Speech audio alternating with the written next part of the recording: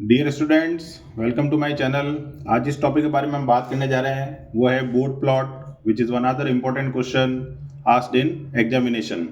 तो board plot का जब भी क्वेश्चन आएगा तो ऑब्वियस है कि हमें एक open loop transfer function given होगा, जैसा कि ये क्वेश्चन में गिवन है। यहाँ पर जो क्वेश्चन में पार्ट गिवन है, जैसे फॉर एग्जांपल सबसे पहले हमें 10 लिखा हुआ है, तो 10 हमारा क्या होता है, सिस्टम गेन, जिसको हम किससे रिप्रेजेंट करेंगे, के से। तो के की वैल्यू कितनी हो गई, 10 हो गई। उसके बाद हम देखते हैं कि s+3 ये न्यूमरेटर में लिखा हुआ है, तो इसको हम कहेंगे सिंपल जीरो, क्योंकि जीरो की लोकेशन है। उसके बाद हमारे पास s है, s+2 है, तो ये दोनों क्या कहलाएंगे, सिंपल पोल। और उसके बाद s² + s+2 है, वो हमारा कहलाएगा कॉम्प्लेक्स पोल, क्योंकि यहाँ पर जब हम इसको सॉल्व करेंगे तो यहाँ पर हमें कैसे रूट्स मिलने वाले हैं, कॉम्प्लेक्स, जो कि हम सॉल्व करके भी देख सकते हैं। जरूरी नहीं है कि क्वाड्रेटिक इक्वेशन है तो हमेशा कॉम्प्लेक्स ही होगी, हम उसके रूट्स फाइंड करके आइडेंटिफाई करेंगे कि रूट्स रियल है या कॉम्प्लेक्स है। तो ये जो हमें 5 फैक्टर नजर आ रहे हैं, 5 फैक्टर इन द सेंस कि पहला सिस्टम गेन हमारा दिया हुआ है, उसके बाद सिंपल जीरो, उसके बाद 2 पोल है हमारे सिंपल, और फिर से 2 पोल है हमारे कॉम्प्लेक्स। इन फैक्टर के अलावा और कोई भी फैक्टर बोर्ड प्लॉट में नहीं पूछा जाता है, ये मैक्सिमम लिमिट का क्वेश्चन है। अब इसको सॉल्व कैसे करेंगे वो हम देखते हैं। तो सबसे पहले जो स्टेप नंबर 1 होगा बोर्ड प्लॉट के लिए, कि अगर क्वेश्चन कभी भी दिया हुआ है तो हमें उसको एक फॉर्म में कन्वर्ट करना होता है, जिसका नाम होता है टाइम कांस्टेंट फॉर्म। अब टाइम कांस्टेंट फॉर्म जो होती है GSHS, वो इस तरह से लिखी जाती है, k into 1 plus S T one 1 plus S T two upon S to the power j 1 plus S T three 1 plus S T four, इस तरह से। तो ये जो फॉर्म होती है ये हमारी क्या होती है, टाइम कांस्टेंट फॉर्म। अब इसके अंदर ऑब्वियस है k हमारा सिस्टम गेन है, ये हमारे दोनों फैक्टर क्या होंगे, सिंपल जीरो, ये हमारे क्या होंगे, सिंपल पोल, और ये हमारा क्या होगा, पोल एट ओरिजिन। तो हमारा जो क्वेश्चन गिवन है हमें उसको पहले इस फॉर्म में कन्वर्ट करना है। तो ये क्वेश्चन हमें गिवन है, तो इस फॉर्म में कन्वर्ट करने के लिए हम देख रहे हैं कि सब में एक कॉमन चीज है कि 1 प्लस हमें बनाना है, यानी 1 हमारे पास हर फैक्टर में होना चाहिए। तो ऊपर की तरफ हम देखते हैं तो हमें क्या कॉमन लेना पड़ेगा, 3। तो यहाँ हो जाएगा 1 प्लस s/3 अपॉन, यहाँ कोई जरूरत है नहीं, यहाँ पर क्या कॉमन लोगे आप, 2। तो ये क्या हो जाएगा 1 प्लस s/2, और यहाँ पर भी क्या कॉमन लेंगे हम, 2। तो ये हो जाएगा 1 प्लस s/2 प्लस s²/2। तो इस तरह से अगर हम देखते हैं तो ये हो जाएगा 10 इंटू 3 30, और ये हो जाएगा 2 इंटू 2 4, मल्टीप्लाई में ऊपर क्या रह गया 1 प्लस s/3, और नीचे क्या हो गया s 1 plus s/2 1 plus s/2 plus s²/2। तो इसको जब हम कैंसिल आउट करेंगे तो ये हमारे पास आएगा 7.5 1 plus s/3 upon s 1 plus s/2 1 plus s/2 plus s²/2। तो ये जो फंक्शन आया है इसका हमें बोर्ड प्लॉट बनाना होता है, ना कि उस गिवन क्वेश्चन का। यानी अगर हमारे पास टाइम कांस्टेंट फॉर्म गिवन नहीं है, इस तरह की फॉर्म, तो हमें उसको पहले कन्वर्ट करना है। और कभी कभी ऐसा भी होता है कि time constant form already given होती है। अब इसके अंदर जो भी फैक्टर है हमारे पास, उनको हमें एक एक करके एनालिसिस करना है, उनका मैग्नीट्यूड निकालना है और फेज एंगल निकालना है, फिर उसको हम प्लॉट करेंगे हमारे रेस्पेक्टिव ग्राफ में। तो अब अगला स्टेप जो होगा वो हमारा क्या होगा, मैग्नीट्यूड फाइंड करना। तो स्टेप नंबर 2, मैग्नीट्यूड। जैसा कि हमने देखा था पोलर प्लॉट में भी हम दो ही चीज़ें फाइंड करते हैं, बस डिफरेंस ये है कि यहाँ पर हर एक की एनालिसिस अलग अलग होती है। तो पहला जो हमारे पास वैल्यू है दैट इज सिस्टम गेन, जो कि कितना है, 7.5 है। तो सबसे पहले क्या करना है, इसको डीबी में कन्वर्ट करना है, क्योंकि हमारा जो ग्राफ होता है that is called semi log graph, उसके अंदर एक एक्सेस जो होती है वो लॉग में होती है। तो इसको जब हम डीबी में कन्वर्ट करेंगे तो we will write 20 log base 10 7.5।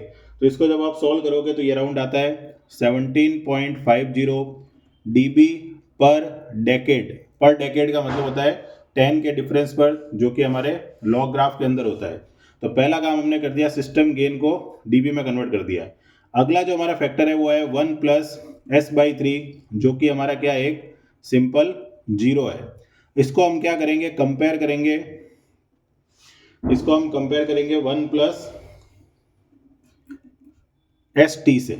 ठीक है, 1 प्लस एस टी क्या था हमारा, टाइम कांस्टेंट फॉर्म का एक पार्ट था जो कि हमने न्यूमरेटर में लिखा था, सिंपल जीरो के लिए हम लिख सकते हैं। तो इन दोनों को अगर आप कंपेयर करते हो तो उस केस में हमारे पास जो वैल्यू आएगी compare with 1 plus S by three, तो हमें टी की वैल्यू क्या मिलेगी 1/3।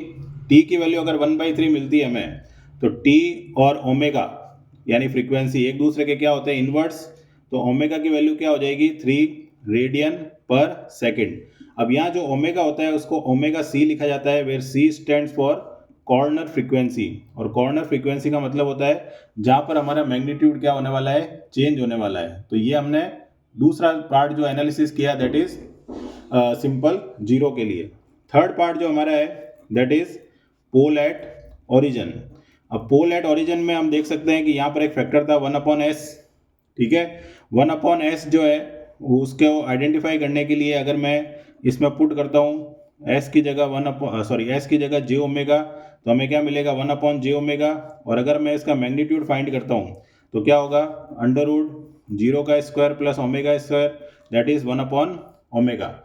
और अगर मैं इसको dB में कन्वर्ट करना चाहता हूँ, कन्वर्ट इनटू dB, तो उसके लिए मैं क्या लिख सकता हूँ यहाँ पर 20 log बेस 10 ऑफ 1/ओमेगा, ठीक है।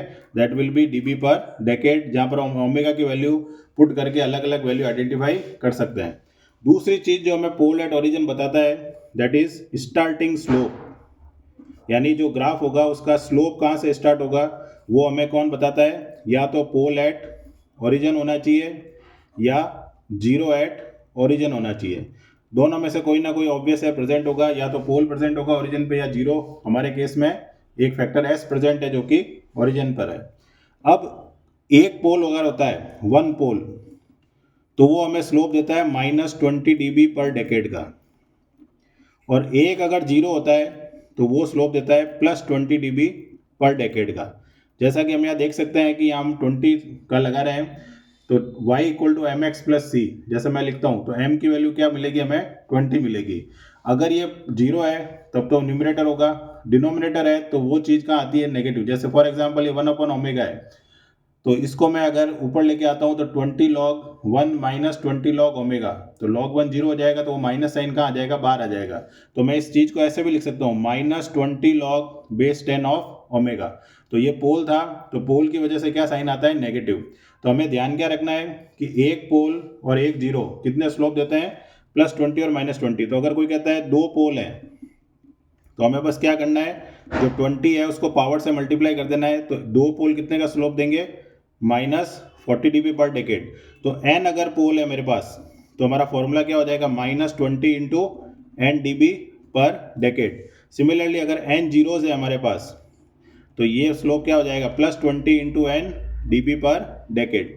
तो इस तरह से फॉर्मूला याद रखना है। लेकिन एक चीज़ जो पोल एट ओरिजिन के लिए ध्यान रखनी है कि पोल एट ओरिजिन हो या जीरो एट ओरिजिन हो, वो हमेशा हमें क्या देते हैं स्टार्टिंग स्लोप। ये बहुत ही इंपॉर्टेंट पॉइंट है जो आगे जाके हम यूज़ करेंगे ग्राफ बनाने में, तो इसके लिए हमें ये ध्यान रखना है, ठीक है। तो ये हमारा तीसरा जो पॉइंट था कि भाई हमें एनालिसिस कर लिया पोल एट ओरिजिन को। अब हमारा नेक्स्ट पॉइंट जो है वो है सिंपल जो पोल है हमारे पास, सिंपल पोल, ठीक है। अब एक और चीज़ है, जैसे हमने यहाँ पर सिंपल जीरो लिखा था, ये सिंपल जीरो था, तो एक जीरो कितने का स्लोप देता है +20 का। तो यहाँ पर हम लिख देंगे ये कितने का स्लोप देगा +20 dB पर डेकेड, जो हमें हेल्प करेगा आगे जाके, ठीक है। तो ये स्लोप देगा नहीं क्योंकि ये ओमेगा पे डिपेंड नहीं करता है। और पोल एट ओरिजिन कितने का स्लोप दे रहा है -20 dB पर डेकेड का। अब आते हैं हम सिंपल पोल पर। तो सिंपल पोल जो होगा जो हमारे क्वेश्चन में दिया हुआ है वो क्या है 1/1 प्लस s/2 है।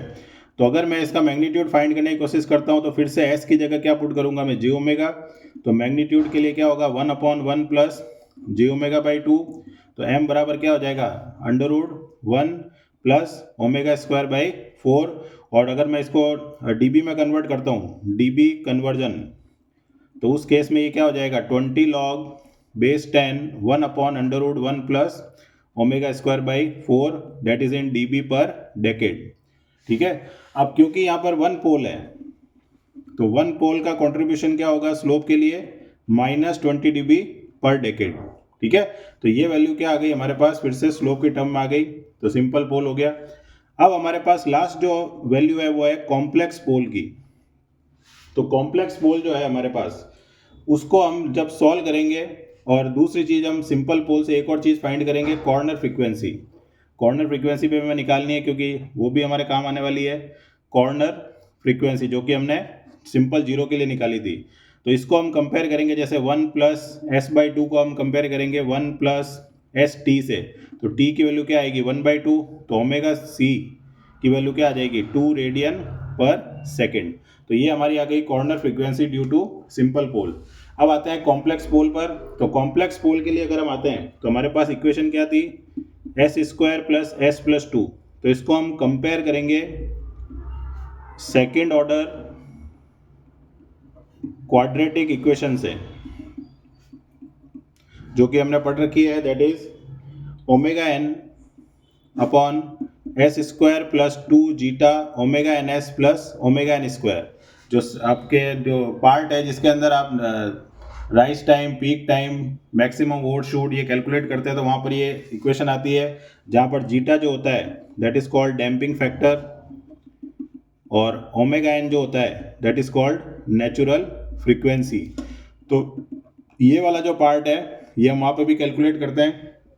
तो अब इसको मैं अगर कंपेयर करता हूँ, दोनों को कंपेयर, तो मुझे कॉर्नर फ्रीक्वेंसी निकालनी है। तो हम यहाँ देख सकते हैं ये ओमेगा n स्क्वायर है और यहाँ कितना लिखा हुआ है 2, तो ओमेगा स्क्वायर इक्वल टू 2, तो ओमेगा इक्वल टू क्या आ गया √2 रेडियन पर सेकेंड, और √2 की वैल्यू क्या होती है हमारे पास 1.414 रेडियन पर सेकेंड। तो ओमेगा फिर से ये कौन सी फ्रीक्वेंसी होगी, कॉर्नर, तो मैंने इसको सी नाम दे दिया। तो अब हमारे पास 3 कॉर्नर फ्रीक्वेंसी आ गई है। पहली कॉर्नर फ्रीक्वेंसी जो हमने निकाली थी, पहली कॉर्नर फ्रीक्वेंसी जो थी हमारी क्या थी 3 रेडियन पर सेकेंड, ठीक है, जो सिंपल जीरो की वजह से थी। सेकंड कॉर्नर फ्रीक्वेंसी क्या थी 2 रेडियन पर सेकेंड, और थर्ड कॉर्नर फ्रीक्वेंसी क्या है ये 1.414। तो सबसे छोटी कॉर्नर फ्रीक्वेंसी स्मॉलेस्ट कौन सी है ये, तो इसको नाम दे देना 1। 1 के बाद आएगा ये 2 वाला, और लास्ट में क्या आएगा ये 3 वाला। इसलिए मैंने पहले नाम नहीं दिया था, क्योंकि कौन सी वैल्यू छोटी है और कौन सी वैल्यू बड़ी है उसके हिसाब से हम उसको नाम देते हैं। अब हम बनाएंगे जो हमारा सबसे इंपॉर्टेंट पार्ट है, जो हमारे प्लॉट के अंदर काम आएगा, दैट इज मैग्नीट्यूड प्लॉट के लिए। तो उसके अंदर आपको एक टेबल बनानी है यहाँ पर। अब इस टेबल के अंदर हमें क्या क्या मेंशन करना है, 2 पार्ट मेंशन करना है। सबसे पहले आएगा रेंज ऑफ ओमेगा, और उसके बाद आएगा रिजल्टेंट स्लोप, ठीक है। तो ओमेगा की जो रेंज है वो है 0 से इनफाइनाइट तक। तो पहली रेंज क्या होगी, ओमेगा 0 से पहली कॉर्नर फ्रीक्वेंसी तक, दैट इज 1.414। उसके बाद ओमेगा 1.414 से कहाँ जाएगा सेकंड कॉर्नर फ्रीक्वेंसी 2 तक। उसके बाद 2 से कहाँ जाएगा थर्ड कॉर्नर फ्रीक्वेंसी 3 तक, और लास्ट में 3 से कहाँ जाएगा अप टू इनफाइनाइट तक। तो ये कॉल्ड होती है रेंज ऑफ ओमेगा, जहाँ पर ये जो वैल्यूज हैं 1.414, 2 and 3, they are obtain from corner frequency calculation, जो कि डिपेंड करेगा क्वेश्चन में कौन सा वैल्यू दिया हुआ है कौन सा नहीं दिया हुआ है। अब आता है रिजल्ट एंड स्लोप। तो जैसा कि हमने डिस्कस किया था कि इस क्वेश्चन में एक पोल एट ओरिजिन है, और पोल एट ओरिजिन हमेशा क्या देता है स्टार्टिंग स्लोप देता है। और कितने पोल थे ओरिजिन पर, एक था, और एक पोल कितने का स्लोप देता है -20 dB पर डेकेड का। तो हमेशा जो स्टार्ट होगा वो पोल एट ओरिजिन या जीरो एट ओरिजिन से स्टार्ट होगा। अगर जीरो एट ओरिजिन है तो प्लस लेना है, पोल एट ओरिजिन है तो माइनस लेना है। अब हम आते हैं पहली कॉर्नर फ्रीक्वेंसी। तो ये तो स्टार्टिंग स्लोप था। फर्स्ट कॉर्नर फ्रीक्वेंसी हमें क्या मिली है -1.414। अब ये कॉर्नर फ्रीक्वेंसी हमें किससे मिली थी, हमें मिली थी ये कॉम्प्लेक्स पोल से। कितने पोल थे यहाँ पर, 2 पोल थे। तो ये हमें कितने का स्लोप देंगे रिजल्टेंट स्लोप, अगर मैं 2 पोल की बात करता हूँ तो ये कितने का स्लोप देगा -40 dB पर डेकेड का, ठीक है। तो पहली कॉर्नर स्टार्टिंग कहाँ से की, पोल एट ओरिजिन से। पहली कॉर्नर फ्रीक्वेंसी मिली किसकी वजह से मिली, कॉम्प्लेक्स पोल की वजह से। कितने पोल हैं, 2 हैं। 2 पोल कितने का स्लोप देते हैं -40 का। तो पहले कितना स्लोप था -40, उसमें ऐड कर देंगे -20, फिर उसमें ऐड कर देंगे -40, तो अब स्लोप कितने का हो गया -60 का, ठीक है। अब ये -60 का स्लोप कहाँ तक रहेगा, सेकंड कॉर्नर फ्रीक्वेंसी तक। सेकंड कॉर्नर फ्रीक्वेंसी कितनी है 2 है। किसकी वजह से है? सिंपल पोल की वजह से है। वो पोल कितने का स्लोप देता है? -20 का। इसका मतलब पहले स्लोप कितना था? -20, ऐड करेंगे -20 और तो कितना हो जाएगा? -80 हो जाएगा। तो -60 और -20। अब आते हैं हम थर्ड कॉर्नर फ्रीक्वेंसी पे, दैट इज 3। किसकी वजह से है? सिंपल जीरो की वजह से है। कितने का स्लोप होता है? +20 का होता है। तो -80 + 20 कितना स्लोप रह गया? -60। तो ये जो रिजल्टेंट स्लोप आया है, ये हमें स्टार्टिंग हमेशा पोल एट ओरिजिन या जीरो एट ओरिजिन से करनी है। उसके बाद जो कॉर्नर फ्रीक्वेंसी में मिलती है वो किसकी वजह से मिली है? जीरो की वजह से है तो प्लस ऐड कर देंगे, पोल की वजह से है तो माइनस ऐड कर देंगे, एक पोल है तो -20 ऐड करना है, दो पोल है तो -40 ऐड करना है, और यहाँ पर ये वैल्यूज लिखनी है। ये हमें ग्राफ में हेल्प करेगी। तो ये था हमारा मैग्नीट्यूड प्लॉट। अब आते हैं हम फेज एंगल प्लॉट पर। तो फेज एंगल के लिए हमें फिर से एक टेबल बनानी है। यहाँ पर फेज एंगल का जो पार्ट होगा, फेज एंगल प्लॉट के लिए, ठीक है। अब इसमें क्या क्या वैल्यू होगी? सबसे पहले हमें ओमेगा रखना है यहाँ पर। उसके बाद जो वैल्यूज हमारे पास आएगी पहले उसको कैलकुलेट कर लेते हैं एक बार एंगल की फॉर्म में। तो सबसे पहले अगर मैं कैलकुलेशन पे जाता हूँ, ठीक है, तो पहला पैरामीटर हमारा कौन सा था? के था। कितना था? 7.5। अब इसकी वजह से एंगल कितना आएगा? तो मान लेते हैं θ1। तो tan इनवर्स क्या फॉर्मूला होता है? Imaginary part upon real part, यानी कितने डिग्री एंगल देगा ये? 0 डिग्री। उसके बाद हम जाते हैं सेकंड कैलकुलेशन पर या सेकंड पैरामीटर पर। मान लेते हैं पोल एट ओरिजिन। तो पोल एट ओरिजिन अगर होता है तो उसकी वजह से एंगल मान लेते हैं θ2। तो पोल एट ओरिजिन क्या होता है? 1/s। एस की जगह हम क्या पुट करते हैं? एस की जगह क्या पुट करते हैं? जे ओमेगा। तो एंगल जो θ2 है उसकी वैल्यू अगर मैं कैलकुलेट करना चाहता हूँ तो हमारे पास वैल्यू क्या है? 1/j ओमेगा है, ठीक है। ये पोल एट ओरिजिन है, पोल एट ओरिजिन। तो एंगल का फॉर्मूला क्या होगा? θ2 = मान लेते हैं tan inverse imaginary part upon real part, ठीक है। तो अब ये न्यूमरेटर जो है उसका अगर मैं एंगल निकालता हूँ तो इमेजनरी 0 है, लेकिन डिनोमिनेटर जो है उसमें ω/0 है। तो 0/1 0 डिग्री और 0 something upon 0 is infinite. tan inverse infinite 90 ऊपर आएगा तो कितना एंगल देगा ये? -90। तो पोल एट ओरिजिन कितना एंगल देता है? एक पोल -90। तो दो पोल कितना देंगे? -180, यानी उसको मल्टीप्लाई कर देंगे पावर को। थर्ड जो पैरामीटर था दैट इज 1 + s/3। तो फिर से इसमें पुट क्या करना है? s की जगह j ओमेगा। तो 1 + j ओमेगा/3। तो इसकी वजह से जो एंगल आएगा, मान लेते हैं θ3 है, तो tan इनवर्स ω3/1, यानी कितना एंगल आ गया? tan inverse ω/3। नेक्स्ट जो है वो है पोल, सिंपल पोल। सिंपल पोल ही है, जो कि वैल्यू क्या थी हमारे पास? 1/1 + s/2। फिर से इसमें पुट क्या करेंगे? s की जगह j ओमेगा। तो एंगल जो होगा θ4 मान लेते हैं। tan इनवर्स ऊपर वाला एंगल क्या होगा? 0/1, ठीक है। और नीचे वाला एंगल क्या होगा? tan inverse ω/2/1। तो ये ऊपर एंगल आएगा तो क्या हो जाएगा? -tan इनवर्स ω/2, क्योंकि 0/1 तो कितना हो जाएगा? 0 डिग्री हो जाएगा ये तो। उसके बाद लास्ट जो है वो हमारा है कॉम्प्लेक्स पोल के। तो कॉम्प्लेक्स पोल की वजह से अगर मैं निकालता हूँ तो क्या है? 1/s² s + 2 j ओमेगा का square j omega + 2 -ω² j omega + 2। तो 2 - ω² + j ओमेगा। अब इसका मैं अगर एंगल निकालता हूँ, मान लेते हैं θ5। तो tan इनवर्स 0/1 tan इनवर्स ω/2 - ω²। तो -tan इनवर्स ω/2 - ω²। तो ये जो एंगल हमने निकाले हैं ये हमें उस टेबल में लिखना है, ठीक है। तो अब हम आते हैं उस टेबल पर जो कि हम ड्रॉ कर रहे थे। तो सबसे पहला ओमेगा लिखना है, उसके बाद हमें लिखना है सिस्टम गेन के, उसके बाद हमें लिखना है 1/s, उसके बाद हमें लिखना है सिंपल जो आया था हमारा 0। तो सिंपल 0 आया था हमारा tan इनवर्स ω/3। उसके बाद नेक्स्ट हमारा आएगा simple pole, that is -tan inverse ω/2, क्योंकि ऊपर से नीचे जाएंगे तो साइन क्या हो जाता है? चेंज हो जाता है। और उसके बाद जो आएगा that is complex pole, that is -tan inverse ω/2 - ω²। ये हमारे पास सब पैरामीटर हैं, ये हमने लिख दिए यहाँ पर।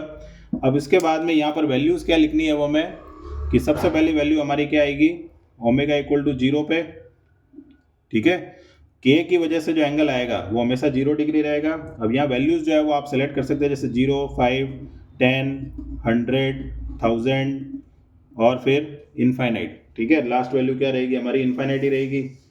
उसके बाद के का जो कंट्रीब्यूशन होगा, ये हमने देखा था कि रियल पार्ट की वजह से एंगल कितना आता है, 0 डिग्री, और एक पोल की वजह से एंगल कितना आता है, -90 डिग्री। तो ये वाली वैल्यू जो है ये हमने मेंशन कर दी यहाँ पर, ठीक है। उसके बाद आता है tan इनवर्स ओमेगा बाई 3। तो अब यहाँ पर ओमेगा 0 रखोगे तो tan इनवर्स 0 0 रहेगा, यहाँ पर ये भी 0 आएगा, ये भी 0 आएगा। लास्ट में जो हमारे पास है ये वाला, यहाँ पर हमें रिजल्टेंट एंगल कैलकुलेट करना है फाई आर, ठीक है, वो हमें प्लॉट करना होता है एग्जाम में। तो अब यहाँ पर 0 के बाद मान लेते हैं 1 रखेंगे अपन यहाँ पर, ठीक है, या 5 रखेंगे, तो उसकी वजह से जो एंगल आएंगे वो हमें यहाँ मेंशन करना है। जैसे इसमें एंगल जो आ रहा है दैट इज प्लस का 58.93 डिग्री, उसके बाद यहाँ आ रहा है -68.19 डिग्री, उसके बाद यहाँ पर आ रहा है हमारे पास 11.85 डिग्री, ठीक है, ये हमें कैलकुलेशन करनी है यहाँ पर। उसके बाद आ रहा है -78 पॉइंट सॉरी ये -78.69। उसके बाद यहाँ पर हमें मिल रहा है -88.85। ये आप कैलकुलेट कर सकते हैं एग्जाम में, ठीक है। और लास्ट में मिल रहा है -90, ठीक है, ये हमें मिलेगा +90 क्योंकि इनफाइनाइट है। ये हमें मिलेगा +90 या -90 मिलेगा हमें, यहाँ पर भी माइनस एंगल मिलेगा। उसके बाद में tan इनवर्स ओमेगा बाई 3 पे आपको वैल्यू मिल रही है 78.28। उसके बाद यहाँ आ रहा है 88.28।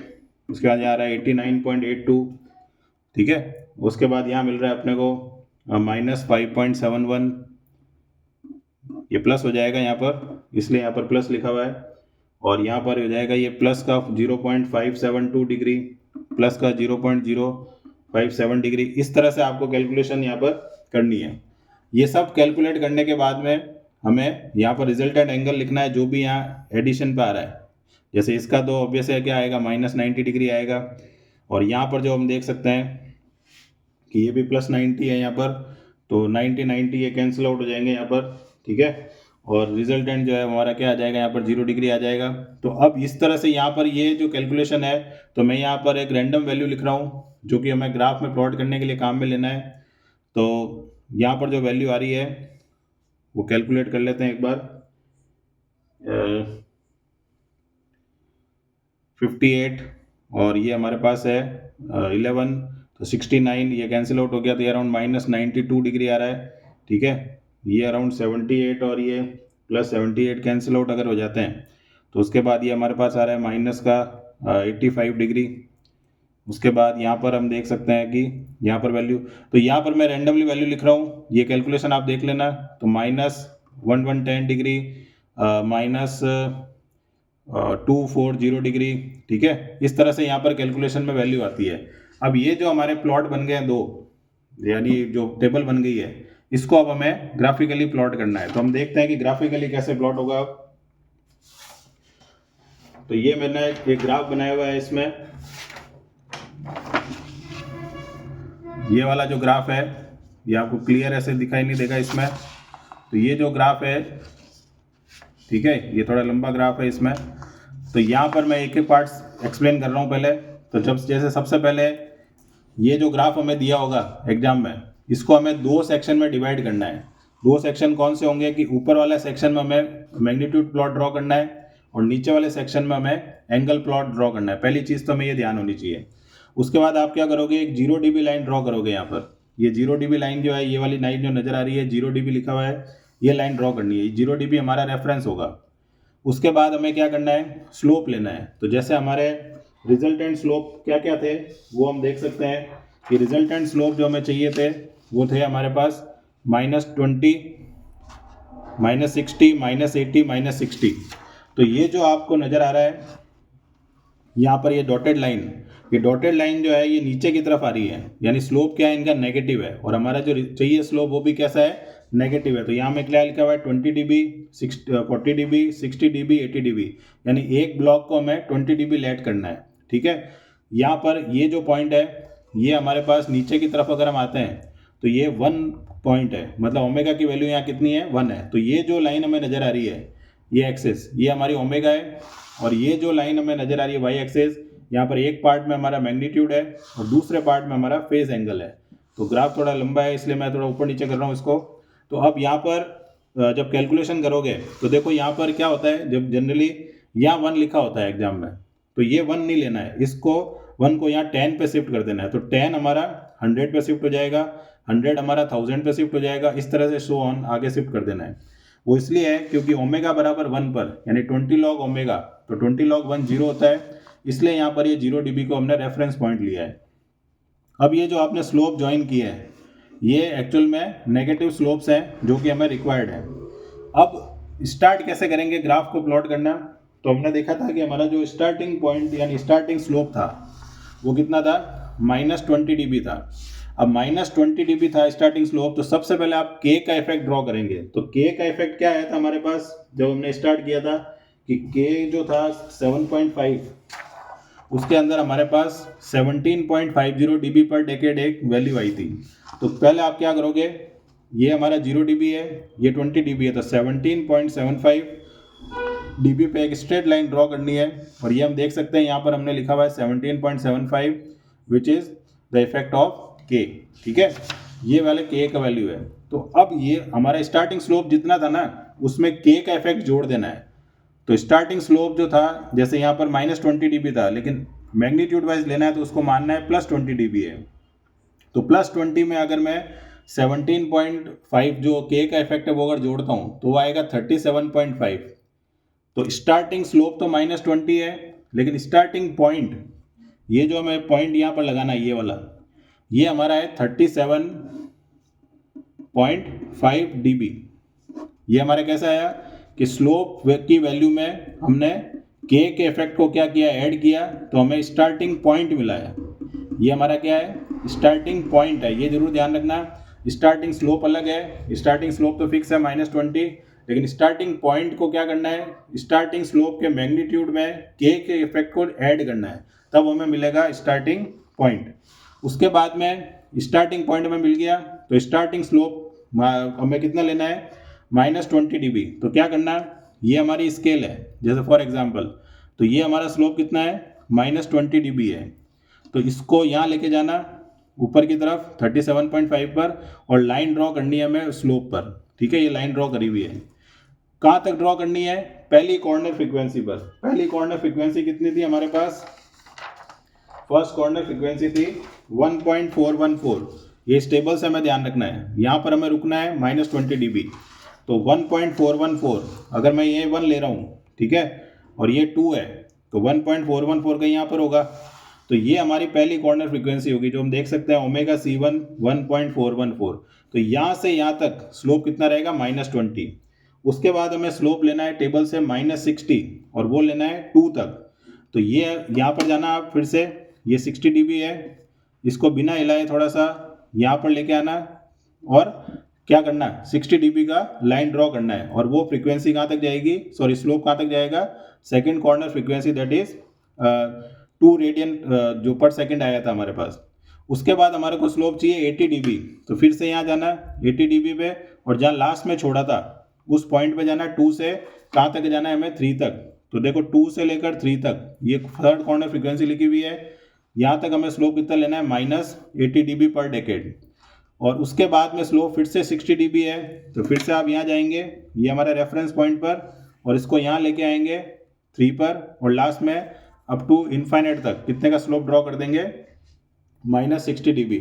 तो ये जो मैं बोल रहा हूँ -20, -80, -60, ये हमें इस टेबल से लेके आना है, इस टेबल से लेके आना है, 0 से यहाँ तक ये स्लोप ड्रॉ करना है, यहाँ से यहाँ तक -60 dB ड्रॉ करना है, 2 से 3 में -80 ड्रॉ करना है, और 3 के बाद में क्या ड्रॉ करना है, -60, और ये हमारे रेफरेंस पॉइंट होंगे ड्रॉ करने के लिए। ठीक है, उसके बाद आते हैं हम फेज एंगल प्लॉट पर। तो phase angle plot simple plot है जो कि हम जनरली ड्रॉ करते हैं।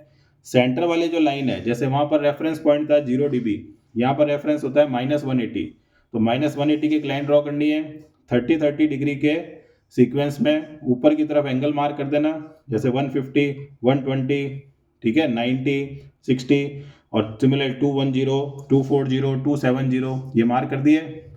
अब हमारे पास जो टेबल हमने बनाई थी फेस एंगल वाली, उसमें हमने जो फ्रीक्वेंसी ले रखी थी, फॉर एग्जांपल 0 तो हमारे पास है नहीं, यहाँ पर 5, 10, 100, 1000, उस पर जो भी ये रिजल्टेंट एंगल आया था ये वाला, इसको सिंपली मार्क करना है। फॉर एग्जांपल मैंने कुछ एग्जांपल के तौर पे मार्क किया, जैसे ओमेगा इक्वल टू मान लेते हैं 1 पर ये हमारे पास एंगल है, फिर ओमेगा इक्वल टू 10 पर हमारे पास मान लेते हैं ये एंगल है, फिर ये एंगल है। तो ये जो हमें नज़र आ रहे हैं ये पॉइंट, ये हमें उस टेबल से एंगल को मार्क करना है। इसमें कोई ऐसा रेफरेंस पॉइंट की तरह नहीं काम में लेना है, इसमें सिंपल ड्रॉ करना है और लास्ट में जहाँ तक जो एंगल जा रहा है वहाँ तक हमें ड्रॉ करना है, फिर उसको रफ एंड स्केच से क्या कर देना है, ज्वाइन कर देना है। तो इस तरह से हमने दो प्लॉट बना दिए, एक तो मैग्नीट्यूड प्लॉट और एक फेज एंगल। अब मेन चीज़ क्या है, यहाँ पर कुछ पूछा जाता है कि कॉर्नर ये अपने गेन क्रॉस ओवर फ्रीक्वेंसी क्या है, फेस क्रॉस ओवर फ्रीक्वेंसी क्या है, गेन मार्जिन क्या है, फेस मार्जिन क्या है। तो उसके लिए क्या करना है आपको, जब ये मैग्नीट्यूड प्लॉट 0 dB को कट करते हुए नीचे जाएगा, जैसे यहाँ पर देखो 0 dB को ये कट कर रहा है, उस लाइन को आपको यहाँ तक एक्सटेंड कर देना है ये नीचे तक। तो ये जो फ्रीक्वेंसी आएगी that will B gain cross over frequency, ठीक है, क्योंकि गेन क्या हो रहा है, क्रॉस ओवर हो रहा है ऊपर वाले पार्ट से नीचे वाले पार्ट की तरफ। इसी तरह से फेज एंगल प्लॉट में अगर जाते हैं और उसके अंदर अगर हम देखते हैं तो यहाँ पर यहाँ एंगल को 180 डिग्री को यहाँ कहाँ कवर कर रहा है, यहाँ पर इस वाले पार्ट को ऊपर यहाँ से यहाँ तक मिला देना नीचे तक, ठीक है। तो ये जो फ्रीक्वेंसी होगी that will B face cross over frequency. अब क्या होगा, जैसे हमने गेन क्रॉस ओवर फ्रीक्वेंसी वाले लाइन को नीचे ड्रॉ किया ये वाला, तो यहाँ पर इसने जो एंगल वाला जो कर्व होगा उसको भी कट करेगा, 180 को भी कट करेगा। तो ये जो दो पॉइंट आएंगे इसको यहाँ पर लेके जाएंगे तो पता लगेगा कि जैसे ये तो -180 है, ये वाला जो लाइन है ये तो रेफरेंस पॉइंट है, लेकिन ये वाला पॉइंट कितना है ये पता लगाएंगे। इन दोनों के बीच का क्या निकालेंगे, डिफरेंस। तो -180 और जो भी एंगल आएगा उन दोनों के बीच का डिफरेंस निकालेंगे, तो जो वैल्यू आएगी that will be called as phase margin. Similarly जब आप ये फेज एंगल वाला जो पॉइंट है उसको जब मैं ऐसे ज्वाइन करूंगा ये वाला, तो ये 0 dB को भी कट करेगा और जो मैग्नीट्यूड प्लॉट है उसको भी कट करेगा। तो ये 0 dB और ये वाला जो पॉइंट है इसको हम नीचे की तरफ यहाँ मेंशन कर सकते हैं, क्योंकि एक ब्लॉक हमने कितने dB के इक्वल माना है, 20 dB के। तो दोनों के बीच में जो डिफरेंस आएगा that will be called as gain margin. तो हम देखेंगे कि गेन मार्जिन और फेज मार्जिन अगर दोनों पॉजिटिव आते हैं तो सिस्टम क्या होता है, स्टेबल। अगर गेन मार्जिन और फेज मार्जिन नेगेटिव आ जाते हैं तो सिस्टम होगा अनस्टेबल। और अगर गेन मार्जिन पॉजिटिव है या नेगेटिव और फेज मार्जिन पॉजिटिव है नेगेटिव है, यानी गेन मार्जिन नेगेटिव आ गया, फेज मार्जिन पॉजिटिव आ गया, सिमिलरली वाइस वर्सा, तो सिस्टम क्या होगा, मार्जिनली स्टेबल। तो सिस्टम की स्टेबिलिटी के लिए gain margin and phase margin दोनों क्या होने चाहिए, पॉजिटिव होने चाहिए। तो ये था बोर्ड प्लॉट का एक क्वेश्चन जिसको हमने सॉल्व किया। मिलते हैं नेक्स्ट वीडियो में, टिल देन गुड बाय।